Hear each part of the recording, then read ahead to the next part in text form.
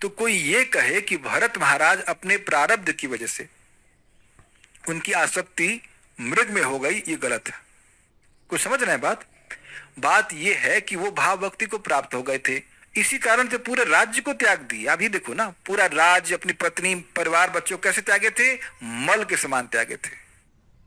मतलब कोई स्मरण नहीं था, और इतना विह्वल हो जाते थे सेवा करते करते कि वो क्रम भूल जाते। जैसे आप जानते हो आरती में हम लोग पहले अगरबत्ती करते हैं, फिर दीप करते हैं, ऐसे होता है, क्रम होता है। वो क्रम भूल जाते कि मुझे कौन सी वस्तु कब अर्पण करनी है।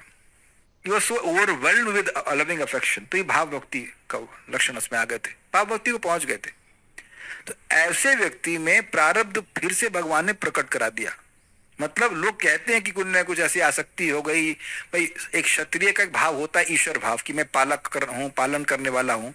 तो ये भाव ठीक है, क्षत्रिय में आता है, लेकिन ये क्षत्रिय आदि तो ये तो प्रारब्ध की वजह से हुआ ना। आप क्षत्रिय स्वभाव के हो, ब्राह्मण स्वभाव के, तो प्रारब्ध है ना भाई। तो प्रारब्ध खत्म, तो ये सब तो पहले खत्म हो गया ना। तो वो जंगल में राज करने तो नहीं गए थे ना।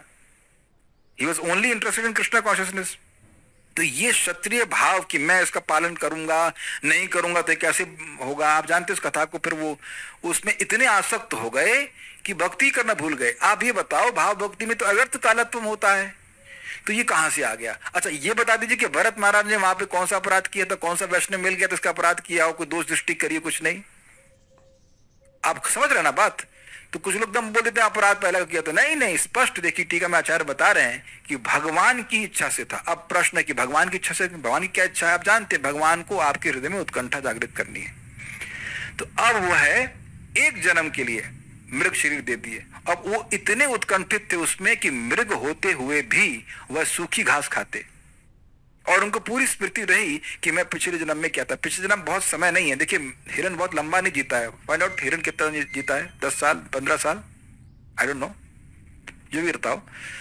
तो 10-15 साल में इतनी उनकी आसक्ति बढ़ा दी, और फिर वहीं चले गए जहां पे वो भजन कर रहे थे, फिर वहीं पहुंच गए, वहीं साधुओं के पल्ला 3 से 6 साल डियर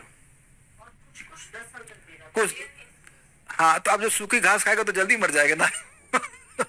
वही सूखा खाओगे तो वैसे में जल्दी मर जाओगे। तो उनको शरीर में कोई इंटरेस्ट नहीं था, उनको पूरी स्मृति थी कि मैं क्या गलती किया। तो अगले जन्म में वो जब जड़ भरत बनते तो किसी से कोई बातचीत नहीं, सूखा जला वला कुछ मिल जाए खा लेते हैं, कुछ जान से मारने ना जा रहा कुछ, उनको देह की धारणा ही समाप्त हो गई। I hope you are getting the point and it goes back to Krishna.